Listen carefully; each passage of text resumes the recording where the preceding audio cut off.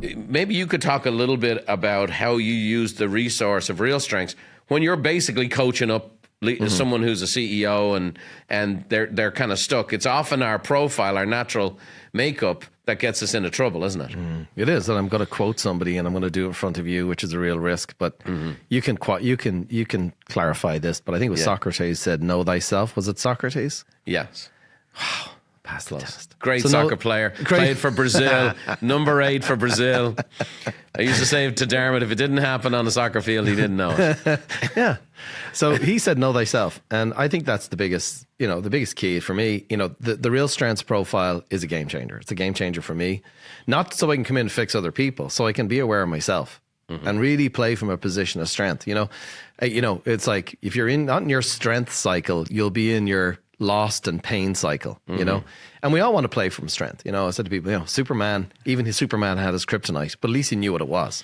Right. For me, understanding myself, understanding my gifts allows me to do 2 things. Number 1, invest in them. Number 2, grow in them. Number 3, be very specific when I talk to people. Say, hey, I'm really good at this. Yeah. And then have the second part of the conversation is like, look, this is not my thing. Right. And that allows me to find people who are great at that and go, you know what? We've had conversations like, oh, Brian, that's your thing. Like, you're really good at that. Why don't you lead the way on this? Same way in the team. Like, instead of me taking on the burden myself, I want to spend my time in my strengths. I can give it to Terry King, give it to Jim Polsey, give it to other leaders in the company and say, hey, why don't you take ownership of this and run with it? Give us really an example here for a sec. Let's say, so talk about a specific strength you have. And this, I think, will be a great exercise for the audience. Because one of the things we Buffinis are pretty comfortable in doing is sharing our weaknesses because we are not perfect and we have gaps. And that's why we need teams and we need people around us. Give an example of one of your real strengths that really helps you. And then another example of how maybe that same strength can get you into trouble or cause you problems.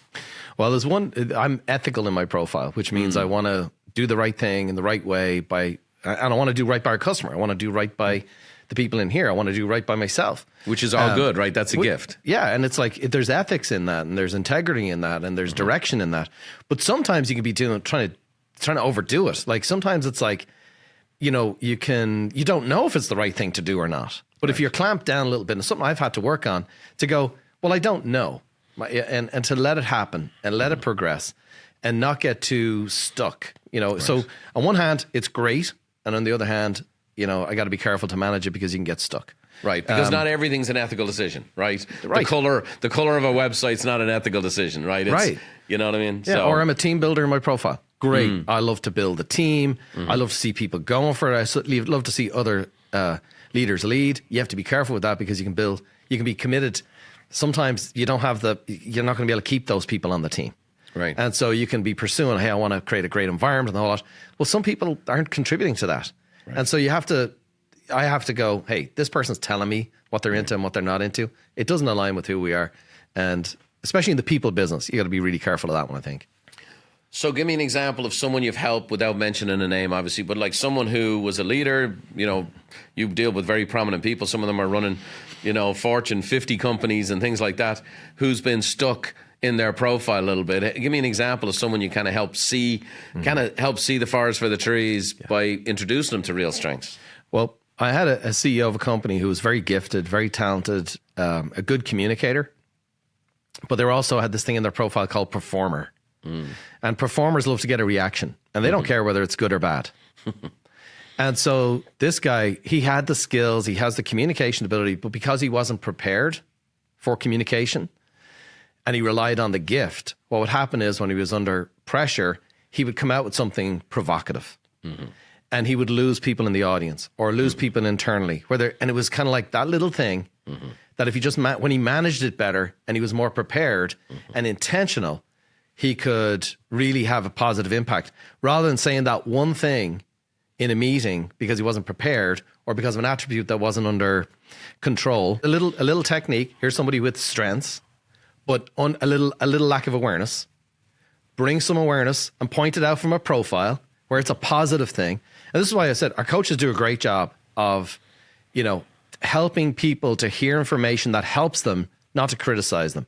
It gives them the option to go, hey, this is how you're built. This is really great. But see this one here, you got to watch out for this. So if you tweak this a little bit by putting an adult over that performer and a little preparation, you're not going to have a negative impact, and you're going to be even stronger. So that'd be especially for leaders and anybody.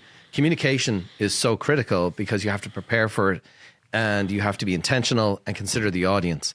And also, I think leaders as well.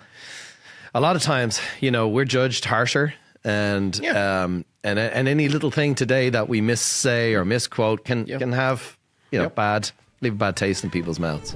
Thanks for watching. If you want more tips on how to think, feel, and do better, check out these videos too. Oh, by the way, don't forget to subscribe to the channel and leave us a like if you enjoyed the content.